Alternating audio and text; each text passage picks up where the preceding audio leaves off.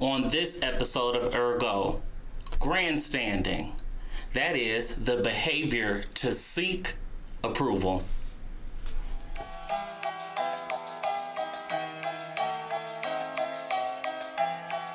Because that's what recusal is to say that I'm voluntarily surrendering my authority to oversee these investigations.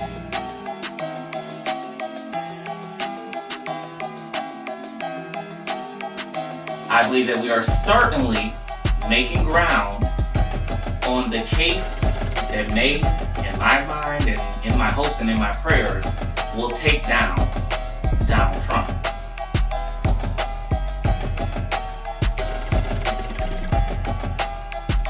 And that is, the Republican Party has and is waging the second Civil War. With that said, I am taking the gloves off. I am done playing nice. I am done being tolerant of those who don't value me and all minorities as people.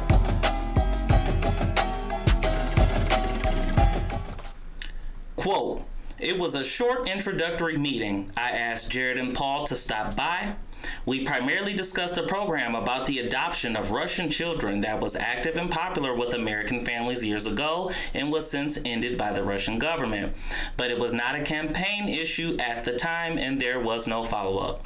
I was asked to attend the meeting by an acquaintance, but was not told the name of the person I would be meeting beforehand." End quote. That was Trump Jr.'s first statement regarding his meeting with the Russian attorney Natalia Veselnitskaya. Spoiler alert, as you'll remember from a couple of episodes ago of this show, it was reported that Trump Jr. took this meeting on the sole premise that he would be receiving political dirt on Hillary Clinton during the 2016 election campaign season. Clearly a complete lie. So it should come as no shock to you that since this statement is a lie, it was of course dictated and completely written by Donald Trump Sr., Trump Jr.'s daddy. The Washington Post reports the following, quote, "Flying home from Germany on July 8th aboard Air Force One, Trump personally dictated a statement in which Trump Jr. said that he and the Russian lawyer had primarily discussed the program about the adoption of Russian children when they met in June 2016, according to multiple people with knowledge of the deliberations," end quote. When the story overall broke about this whole meeting with Trump Jr., Jared Kushner, and Paul Manafort, Jared Kushner and his legal team were advising and lobbying Donald Trump to just completely be transparent and completely be honest about the meeting because they felt that all of the details were sure to come out.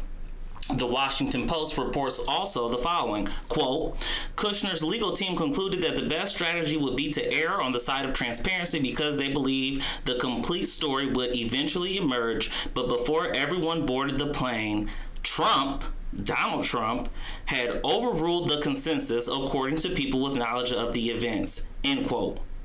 In other words, Kushner and his legal team smelt the nasty smell of impending legal jeopardy. They wanted to do the right thing. And of course, since everything Donald Trump touches dies, he coerced everybody to do the wrong thing, which is why now the Russia investigation is bigger than any of us probably thought it would be, especially at this point in time. Donald Trump's legal advisor had this to say to the Washington Post, and he probably says it better than me or anyone else could possibly say it. Quote, "This was unnecessary," said one of Trump's advisors, who, like most other people interviewed for this article, spoke with condition of anonymity to discuss sensitive internal deliberations. Now, someone can claim he's the one who attempted to mislead. Someone can argue that Donald Trump is saying he doesn't want you to say the whole truth, end quote. This is Seth Rich. Seth Rich is a former staffer for the Democrat National Committee. Seth Rich was unfortunately murdered in a botched robbery attempt. The Trump supporters nationwide have turned his murder into a conspiracy theory. and they believe that Seth Rich was truly murdered by high-ranking Democrat officials that blamed him as being the source of the leaked emails that were leaked through WikiLeaks. This conspiracy theory has been debunked and proven untrue by not one, not two, but 17 intelligence agencies that prove Russia was the source that leaked all of those Democrat National Committee emails. At any rate, this gentleman is Rod Wheeler. Rod Wheeler is a private investigator that has worked on and done a lot of research on Seth Rich's murder. Rod Wheeler is now also nationally famous because he has filed a lawsuit against the No News, Fake News, Fox News website or corporation, whatever you want to call them. It's all fake to me. At any rate, Rod Wheeler alleges in his lawsuit that the White House officials, including Trump, colluded with Fox News to push this conspiracy theory as real, legitimate news. He has evidence of his claim in his lawsuit in the following, quote, Wheeler alleges in his suit that he met with then White House Press Secretary lying Sean Spicer on April 20th, along with Ed Butowski.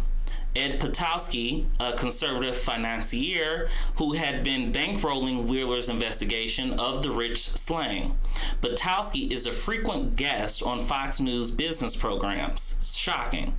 Butowski urged Wheeler in emails and texts to push the bogus story, according to Wheeler's lawsuit, and suggested that Trump was paying attention.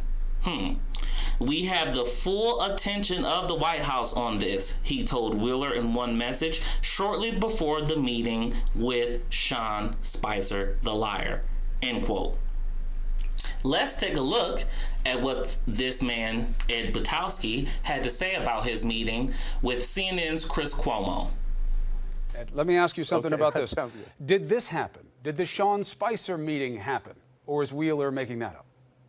Yeah, great question. So I've known Sean. I was a surrogate for the RNC, and not really that used that often, by the way. But I was a surrogate. I got to know Sean a little bit, and there's a recording of a man named Cy Hirsch that you need to see and Seymour need to Hirsch. listen to. Excuse me, Seymour Hirsch. I didn't know who the man was, but after I had met the Riches and offered to pay the bill for a private investigator. And by the way, this whole idea that something was coordinated with Rod Wheeler, that's absolute nonsense. I interviewed tons of different private investigators. All right, one thing at a time. The Sean recommended... Spicer meeting, Ed, did it happen? All right, I'll go back to it. All right, Yeah. I'm sorry. I have a tendency to do that. That's all right. That's There's why a I'm lot here. Of stuff here. Did it happen, All right, the Sean Spicer meeting? I had a meeting with Sean Spicer. I brought Rod Wheeler along. And my meeting with Sean Spicer was about, let me tell you, was about this audio recording that Cy Hirsch, saying that there's a mirror copy of the hard drive of Seth Rich's at the CART division at the FBI. Right. You know that And Hirsch says that you got recording. his. You know that Hirsch says you got his reporting wrong, right? That he says you took 2 and 2 and made 45 out of it. Yeah. Well, you know what, Cy Hirsch, maybe that's his math. But the reality is, I'm not saying anything. Go listen to it and listen to his own words. Right, but I'm not concluding anything. I'm just saying when the source of anything at all, Chris. I'm just saying when the source of the material says that your conclusion about it was wrong, it should be out there What's my conclusion? in the public space. Wait. What's my conclusion? Well, you I don't saw have a conclusion. But I know, but you saw it as something that was important enough to take it to Sean Spicer. Did he know why you wanted to meet with him? No. So he just took a meeting? As a matter of fact, yeah, because I said, Sean, I was going to be in town. I had something I wanted to talk to you about. And Rod Wheeler was a tag-along because I thought at the last minute, I said, hey, why don't you join me? Because I go to Washington often. I said, why don't you join me and kind of get to know, Sean and meet and so on. My conversation with Sean about this recording lasted about 1 minute. He said, Ed, I don't know anything about it. I don't want to know anything about it. I can't do anything. And we ended up talking about many other things, believe it or not, including because he and I both get our shirts at the same place through some company, and we talked about the new cotton material on these shirts. Ed, Chris, that's the truth. Do you think it's coincidental that there seem to be these meetings that Trump officials take that they don't know anything about, but they take the meeting anyway, and then when they get into it, they wind up changing the subject away to something else, like what we heard from Don Jr., that he didn't know what the meeting was about, but he took it anyway because a friend asked him to, and then they started talking about adoption. He didn't understand it. This seems a little similar to that in terms of a scenario. Well, it's not. You know Sean, but Chris, you don't know him that well. You ask him for a meeting. He says he'll take it without knowing what it's about. And then you come in and you tell him about this tape, but wind up talking about shirts. Sounds a little convenient, no? Chris, I think you're trying to twist something and make a point that's not there. So let me correct you, okay? Please. I called up. I have no idea about Donald Trump Jr. and this and that in these meetings. I'm going to talk directly about Sean Spicer. Sean and I know each other. We're not good friends, but we're friendly. I told him I was going to be in Washington. I wanted to come by and talk to him about something. And you never told him what? You didn't say what it was about? No. No. Were you surprised that he said he'd take a meeting as busy as he was at the time with somebody he kind of knows, but not that well? No, I wasn't surprised. I was actually happy. So apparently he liked me more than I thought. Okay? And then when you took the meeting and you told him about the tape, before you switched on to what shirt maker you use, what did he say? We really about did. The tape? Believe it or not. I'm not saying you're not telling the truth. I'm just saying that when you told him about the tape. Right. I told him, after he heard it, by the way, and Cy Hirsch can say whatever he wants, I didn't make a conclusion, Chris, like you said. I didn't make any conclusion. Go listen to it, and anybody who listens to it will say, hey, there's something here, and they should go listen to it at debunkingrodwheelersclaims.com. Do you still believe that, even though Fox Chris, retracted the story? Do you still believe there's something to it? All right, you got to let me finish my point, because that's one of the things I really want to be able to do, okay? So anybody who listens to it will know there's something. I didn't make a conclusion. I sat down with Sean. He and I are friendly. We see each other. I saw him at a debate once or twice. I used to do some commentating on economic matters for the RNC. And you know what? We developed a nice little friendship. The meeting lasted maybe 12, 15 minutes, and then we got the old, oh, by the way, Sean, someone's here to see you, which you know just means, Ed, get out of here. And how did you leave it with him? I just left. I thought it was kind of cool. I'd never been inside the White House. Did he say, let me know what happens? I'll follow up with you about this? No, he had no. Chris Cuomo brings up a very, very, very good point. And that is, why does it seem that everyone that works for Trump, including Trump himself, always takes these meetings without either knowing who they're meeting with, without knowing the substance of this meeting that they're going to have, or both?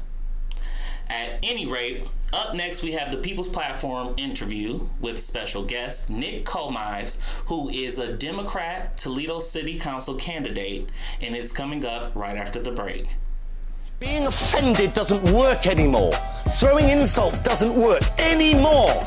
The only thing that works is fucking bothering, doing something. And all you have to do is engage in the debate. Talk to people who think differently to you and persuade them of your argument. It's so easy, and the left have lost the art. Stop thinking that everyone who disagrees with you is evil or racist or sexist or stupid, and talk to them. Persuade them otherwise, because if you don't, I'll tell you what you get. You get President Trump. All right, so Nick, tell us about your campaign and what you'd like to get done if you're elected to Toledo City Council. Awesome. I'm going to back up a little bit and kind of talk a little bit about the work that I've done previously that I think will inform people, tell them about what I care about the most. So I've been a community organizer for the last 12 years. Basically just traveled around the country. So I was working for an organization called America Votes. They would ship me to where I was needed. So I did a lot of voter registration work, voter protection work. Was fortunate enough to work with a really broad spectrum of folks during that time, and got to meet a lot of people, which was really great. And then I jumped into candidate campaign work and was doing some consulting on various school board or school levy initiatives. Worked on Senate Bill 5 and fought for workers' rights. Worked with Planned Parenthood quite a bit. In 2012, I ran a canvassing effort that Planned Parenthood was leading to help get Barack Obama reelected to office, which worked, thank goodness. And from there, I ended up working on a national marriage campaign. And yeah, it was really great. It was a great experience. They asked me where I wanted to go, and I could have gone just about anywhere. And I did something that people in Toledo think is really strange. And I said, I want to go back to Toledo.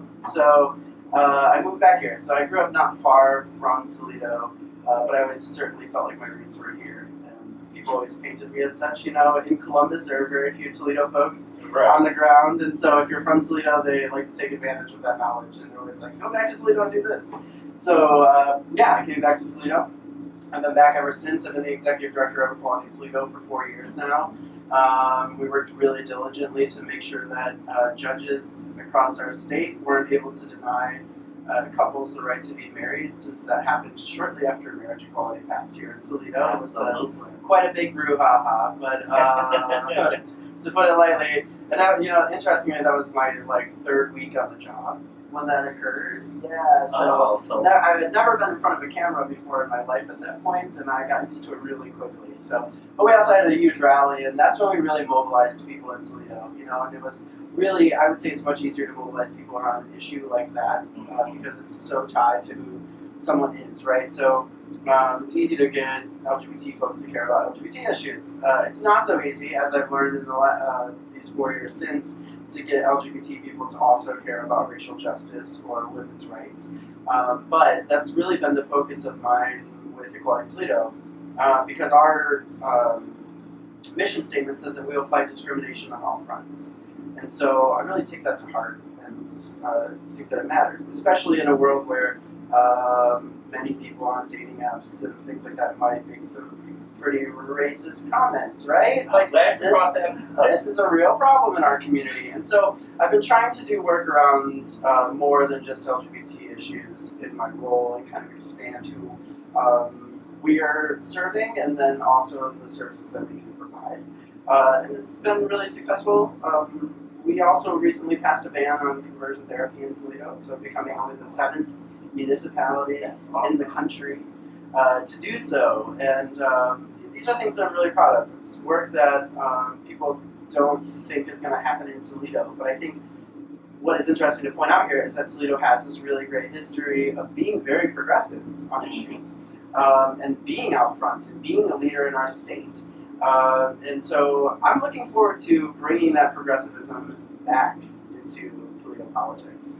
I don't really see a lot of people standing up and being true leaders and championing issues locally, but I think that there are real things that we can do that will improve people's lives and be very progressive in the process. So, you know, it's hard to really kind of like promise out what those things are going to look like, because the reality is that we have a budget that's very constraining. Outside of police and fire, there's not a lot of money to work with. So our roads are lacking, our infrastructure is lacking. And until we really focus on those basic issues and get them taken care of, it's going to be really hard to pull the other aspects in.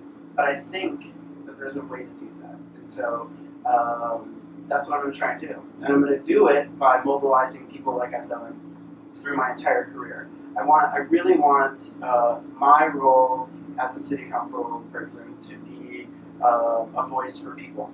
And so for those people who feel like they haven't been heard, who feel like they might contact a government official or an office and they're not getting anywhere, it's my commitment to everybody that if you reach out to me, I will work day in and day out to solve the problems that impact everybody's daily lives to make them easier.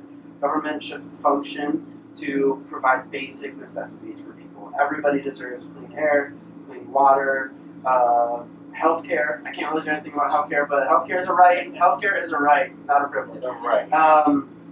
You know, but it's important to me that we build up to that and we talk about these issues. And I think one thing that the left doesn't do very often is talk about values. And so when I say healthcare is a right, that's a value. I believe that every person deserves to be taken care of in a way you know, that enhances their lives. And it doesn't harm other people to make sure that somebody doesn't die because they can't afford healthcare. So, not a city function, but that doesn't tell you who I am, and I'm not sure what it was. Right. So you pretty much already talked about it, but the social justice issues that you were planning to advocate for in your campaign, being progressive, the discrimination, the equality Toledo, I think that's phenomenal that you guys ban conversion therapy. You know, the vice president currently thinks that we should all get zapped and be converted. Right. Eyes like held open in front of a TV screen, and Yeah, all those Because really he probably ridiculous was policies. through it. No, let me stop. Let me stop. That's my inference. That's my inference. That is all me. So in what ways do you plan to reach across the aisle? I do know that, or there was, there's a couple of Republicans on the city council here. Yeah, there's one, arguably two, maybe three. So Sandy Spang runs as an independent every time. I truly believe that she's probably pretty independent. I think she's a free thinker in a way, right? She just doesn't want to label herself one way, but I've seen her work on both sides, really. Then you have Rob Ludeman and Tom Lewinsky. Rob's running as a Republican, certainly, and Tom is a councilman who's running for mayor and likely to be someone I'll have to work with on council. That would be fine. Yeah. So do you guys think that you have anything to work together? Are you guys going to try to go for infrastructure the way the Congress is supposed to try to go for infrastructure? Yeah, wouldn't it be nice if Trump actually followed through on anything that he said? Literally anything. Yeah. Yeah, I absolutely. One of the things that I'm doing even before I'm elected is I want to look at how we engage people that are particularly aged 20 to 40, because typically they don't participate in voting or in government in any way, and that concerns me because the decisions that are made locally impact our lives daily, right? And so I think much like how we look at the environment's this huge thing. Like, how do you save the environment? Oh no, we can't let the world, get hotter by 2 degrees. It seems so daunting. And how can you as an individual make a difference?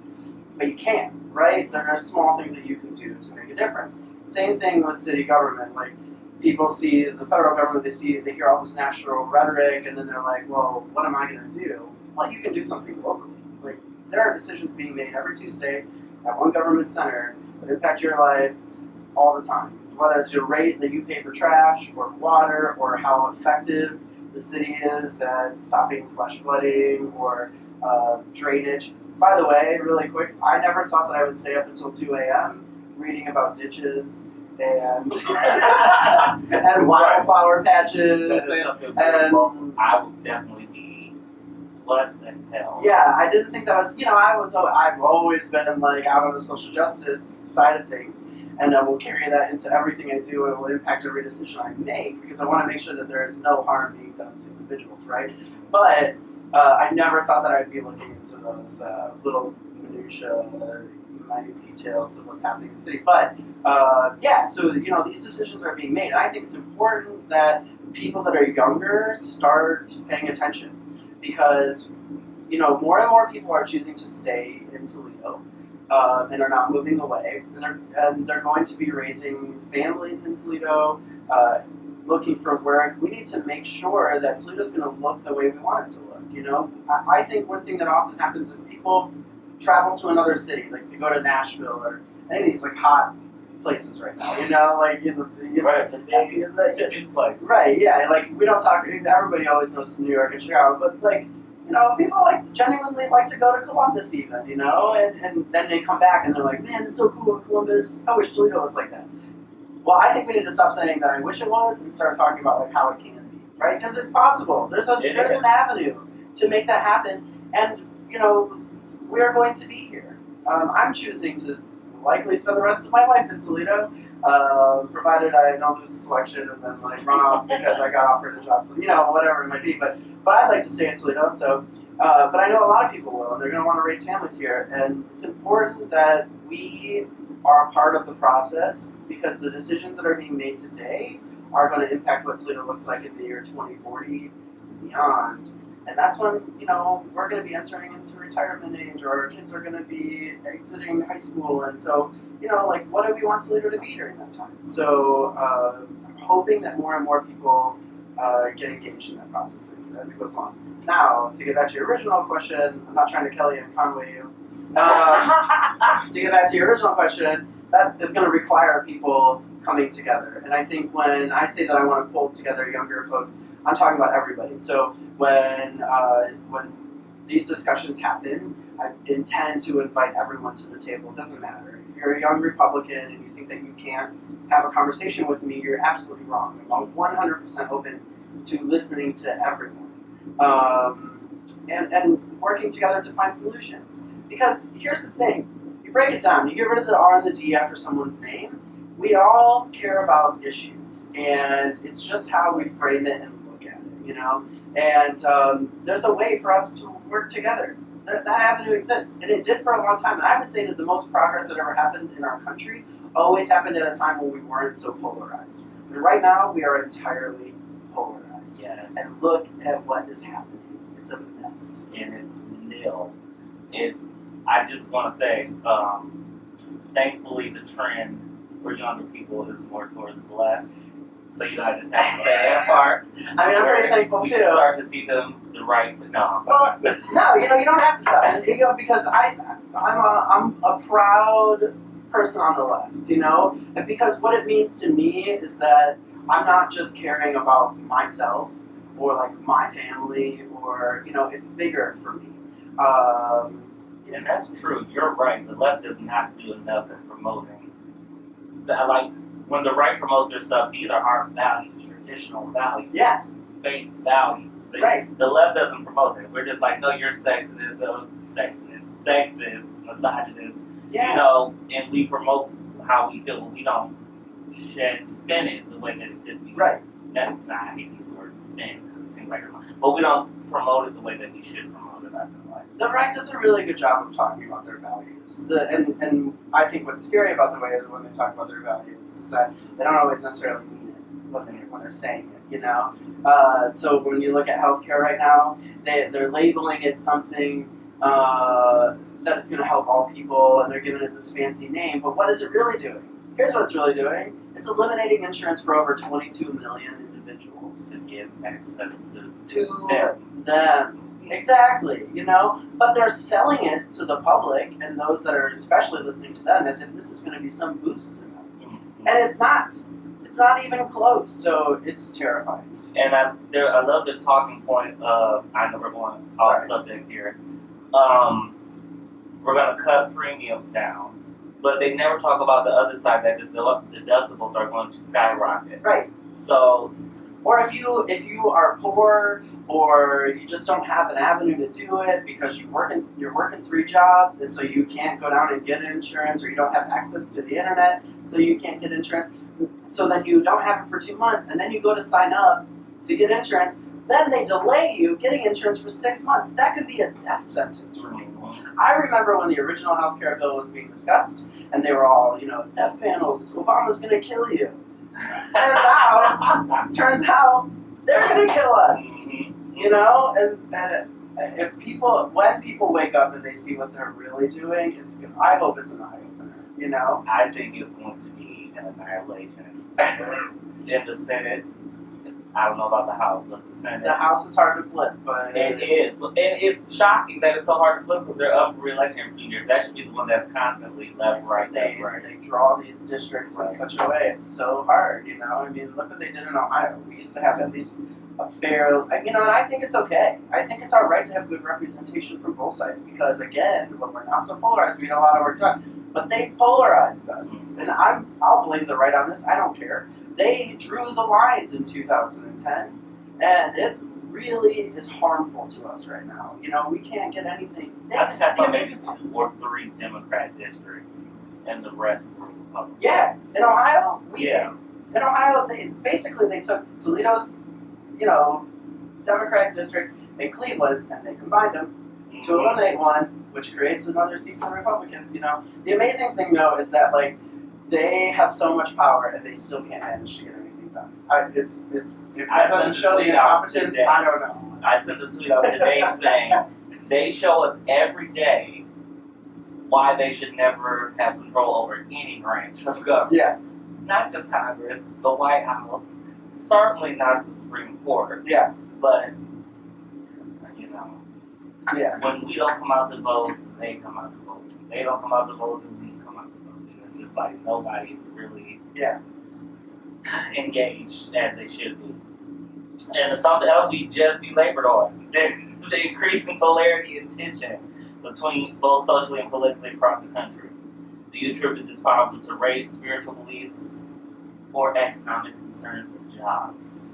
So I used to be less likely to turn to economic and jobs. But I think this last election really showed that that is what people. That's where they respond. This is their sweet spot, right? And the left doesn't talk about it enough. They don't talk about how the policies that have come from the left traditionally have really helped. It was always the Democrat playbook, and Donald Trump stole it and ran it. But Republicans have really stole it for a long time. And what do they do? I don't want to. I'm not going to talk to Republicans. Right. I'm not going to. I love my friends that are Republicans, and I again. Well, you know, I'll say the record with this. This is something I always say on the show. I don't attack Republican supporters or Republican citizens. I attack the ones that are in Congress representing them because they give it such a bad light. There are a lot of Republican initiatives that I agree with. Yeah. Would I like to see more people off Medicaid? Absolutely. Do I think we need more people off food stamps? Certainly, if we can do it. I agree with those principles. But the way that they go about doing it is just draconian. Right. Well, and like there are Republican initiatives and ideas out there that the left has fully embraced. So you look at environmental policy. It wasn't the Democrats in the beginning that were saying we need to save the environment. It was Republicans. Right. You know, but somehow that's been co-opted and stolen and changed and reversed and now it's deregulating everything. But I do think, you know, jobs in the economy are very important because it is key to making a successful society, at least in the way that we have it set up now, right? There's a system in place. You know, whether or not everybody agrees with the system and it working, it's in place, so we have to play by the playbook. You know, we can be doing what we can to change it from the outside, but you still have to play within the confines of the game. And but I do think it is important. If people don't have good jobs, if they don't have access to good jobs, if they don't have money to pay their bills, then how are they going to have any of the other things? You know, so it is important. And I think, the right wants to talk about regulation as a bad thing all the time, but it's not a bad thing. Regulation just keeps things in check. Oftentimes when we talk about racial justice issues, for instance, the right will throw out there, well, not every white person. Well, okay, then let me do that for business, shall I? There are some businesses out there that are going to do everything right. They're going to take care of their employees. They're going to provide them with benefits. They're going to give them good pay. They're going to, if somebody in their family gets sick, they're going to let them take the time that they need. And that's wonderful. That's what employers should do, because you should value everybody that works needs to be valued in that work. We're talking about humans, not things that you can throw away. Humans are not just machines that when they break down or they're not working, you can just get rid of them. That's a human being. So if you value life, you value that human being, So to me, that's important. But so flip it back, there are going to be some employers out there who are going to treat people like that, And they're, without regulation, without making sure that they're going to take care of their employees, without making sure that they're not going to do harm to the environment, without making sure that they're not going to do harm to the market that they're in, we could have some real problems. And right now they're doing a lot of dismantling of regulation, but it's important to keep it in place. Otherwise you see them shipping jobs off like they are, And so we've got to get back to a structure that values the worker, that values humans, and I think we can get there. But that will really turn it on jobs in the economy. And then it's not to say that I think the interesting thing is that we always want to pinhole something and then focus on one thing. But I think, I struggle to say we can't be working on multiple things at the same time. So while we're focusing on jobs in the economy, which is huge in Toledo, there are some real issues, right? Not everybody's working. There aren't even enough jobs for all the people that are here. That's some real concern. We need to create an environment that shows that we want this growth, that we have, and really show that we have skilled laborers, and we do. We've got a lot of great people that are ready to work. But we can at the same time be working on racial justice, or be ensuring that women are being treated equally and being paid the same amount as everybody else. I just don't understand why these concepts are so hard to grasp. Walking and chewing gum. Yeah, you can do it. It's possible, I remember when we passed the ban on conversion therapy, the Blade wrote an editorial the next day or shortly after, and they said, this isn't something that city council needs to focus on. I bet the average gay person in Toledo would care more that they're not going to get a flat tire from a pothole than they are from being under threat of conversion therapy. Well, you know, couple of things. One, I really wish people that aren't LGBT would stop telling LGBT people what they should care about. You know, same thing. If you're not a woman, don't tell women what they should care about. If you're not black, don't tell black people what they need to care about. If you're not undocumented, don't tell them, you know, on and on and on. But at the same time, the other problem with the editorial was they made it sound like city council focused on one thing, and that was conversion therapy. And they did nothing else that day. Well, I got news for you.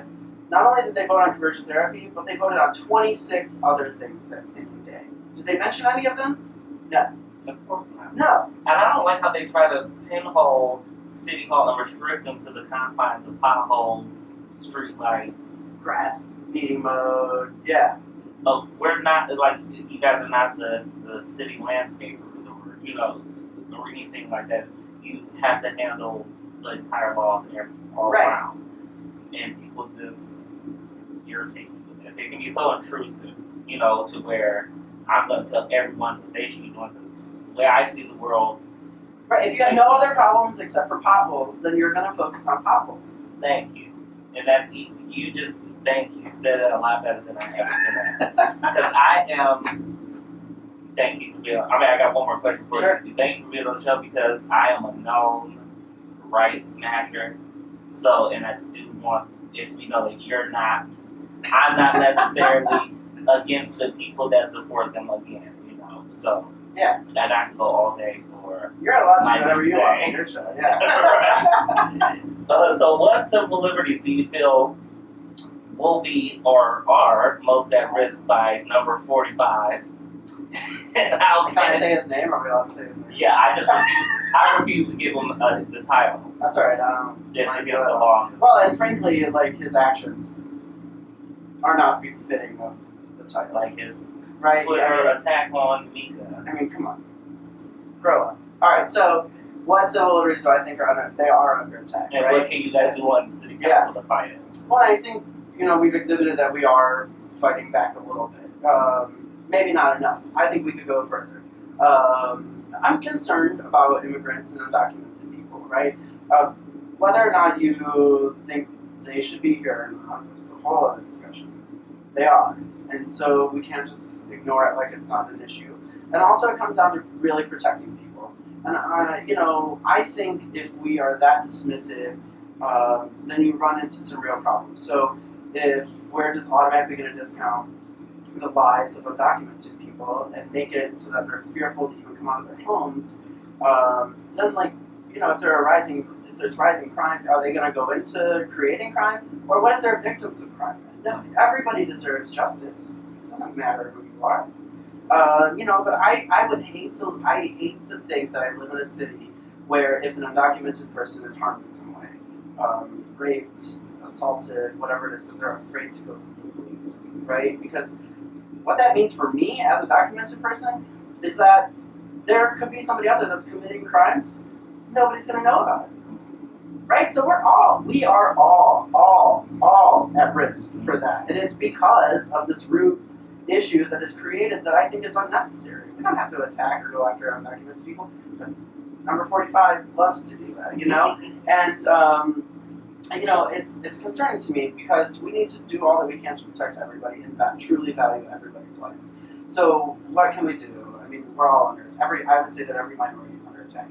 If it's not Jeff Sessions pushing some draconian, backward, racist agenda in the Department of Justice, then it is Donald Trump pushing some ban based on religion, which, by the way, religion is a protected class and always has been since the beginning of our country. So let's not forget that. The reason that white people even came here in the first place was because they were running from persecution because they were trying to practice their religion and couldn't, right? So let's not deny that to other people. Like, if we sought it out and we did it, we did a lot of bad stuff on the way, let's all acknowledge it and let's move forward. But we can respect people from different religious backgrounds. It's not that difficult.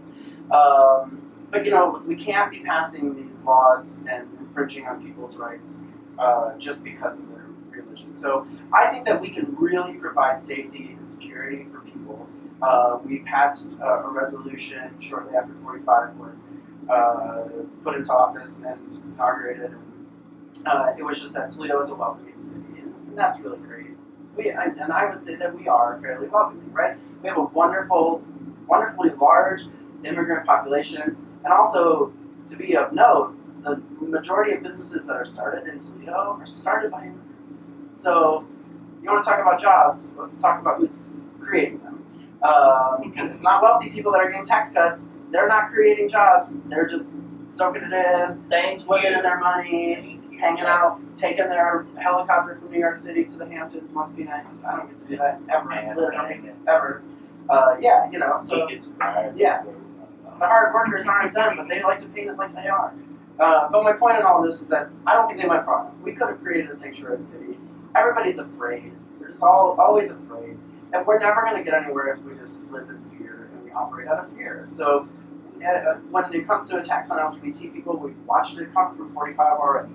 You can be assured that since Pence is in there, that they're going to keep on coming, and they're going to be stronger, and they're just emboldened.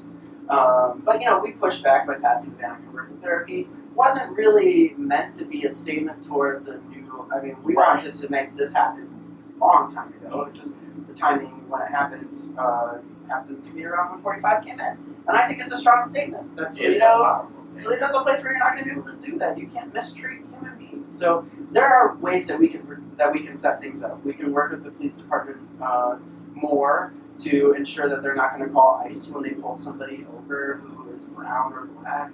You don't have to do that, and you shouldn't do that. You know, it doesn't matter your status if you are for a license plate violation. They don't need to deport you. Come on. So we're breaking up families when you do that, right? Like, literally, I know of a story of there's this woman in Oregon. She's a single mother now because her husband was deported. But she has 4 children, 2 of them with disabilities, and she's going to be deported. Now, where are her children? With social services. Somewhere. Right. Somewhere. Not with their family. Right. I can't imagine growing up without that just because of some ridiculous. I'm sorry, it's ridiculous. These laws are ridiculous. No human being is illegal. You know? And then the 2 that they just passed the House, that one is going to cut funding to sanctuary cities. Yeah. For the federal government. It's not going to pass the Senate. No, and I'd love to see it held up in court. It won't be. Right. And then the Cates law, which I can't, is something about cracking down more on illegal immigrants because the young lady was killed by one of them. Yeah. And that's sad. It's Sure. very disheartening. But at the same time, every illegal immigrant is not an axe murderer or an axe murderer or anything like that. Far from it.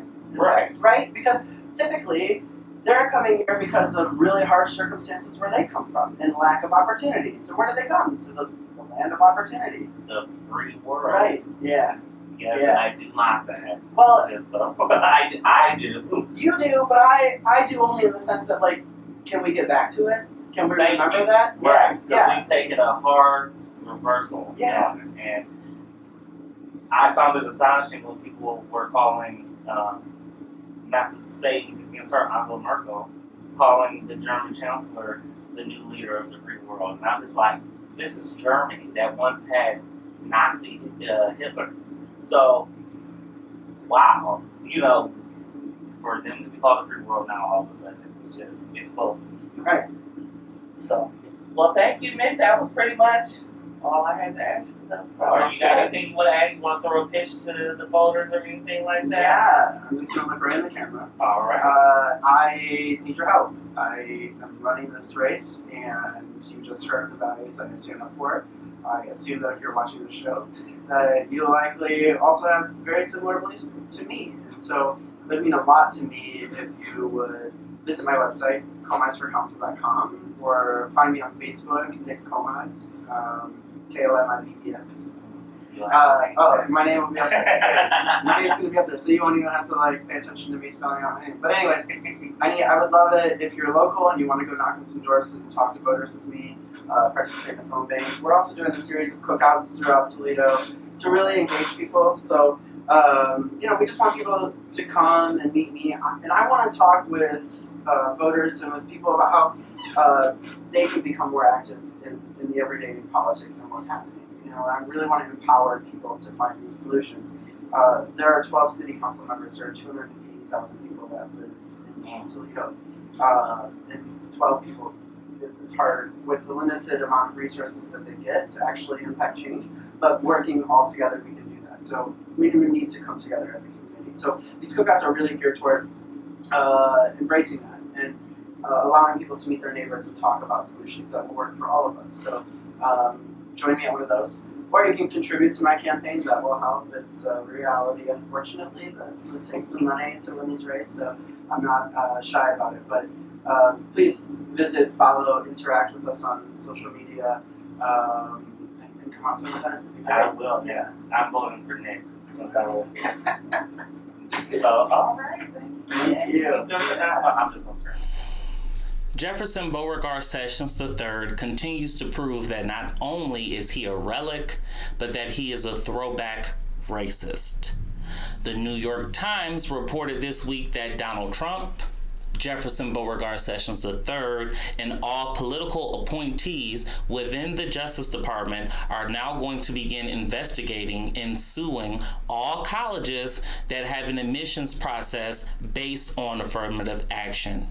As you'll recall, affirmative action was a process that was implemented to increase the presence of minorities on college campuses throughout the nation. But I say, personally, please go ahead and do whatever it is that you feel you need to do, Jefferson Beauregard Sessions III, because this act in and of itself will continue to prove how blacks will always come out on top, how all minorities will always come out on top, because we don't have a choice but to do just that. We've always had the cards stacked against us, and it seems that going on into the future with you and idiots like Donald Trump at the helm, we will continue to go through these suffrages. So, please, I take a lot of pride in the fact, personally, that I've overcome many social obstacles in becoming the person that I am today, and I'm sure that many other minorities across the globe will enjoy overcoming your obstacles as well. Donald Trump, in my opinion, is the most disgraceful imbecile to ever deface this planet, or as the media would put it, the greatest grandstanding president ever. Let's start with all the claims that he is the greatest deal maker ever. So much so that, remember, he would get Mexico to pay for his invisible border wall. However, the Washington Post obtained leaked phone conversations between the Mexican president and Trump that shows Donald Trump for what he really is, an immature, self-absorbed, petulant 71-year-old man more concerned about being liked by his base of supporters than the security of this nation. Quote, because you and I are both at a point now where we are both saying we are not to pay for the wall. From a political standpoint, that is what we will say. We cannot say that anymore because if you are going to say that Mexico is not going to pay for the wall, then I do not want to meet with you guys anymore because I cannot live with that. I am willing to say that we will work it out, but that means it will come out in the wash, and that is okay. But you cannot say anymore that the United States is going to pay for the wall. I am just going to say that we are working it out, end quote. Or take his stance on refusing Syrian refugees entrance into the United States. He bragged all around the country about his pleasant conversation with the Australian Prime Minister on that subject. But the leaked transcripts reveal the following, quote, well, actually, I just called for a total ban on Syria and from many different countries from where there is terror and extreme vetting for everyone else. And somebody told me yesterday that close to 2,000 people are coming who are really probably troublesome. And I am saying, boy, that will make us look awfully bad. Here I am, calling for a ban where I'm not letting anybody in, and we take 2,000 people. Really, it looks like 2,000 people that Australia does not want, and I don't blame you, by the way, but the United States has become like a dumping ground, end quote.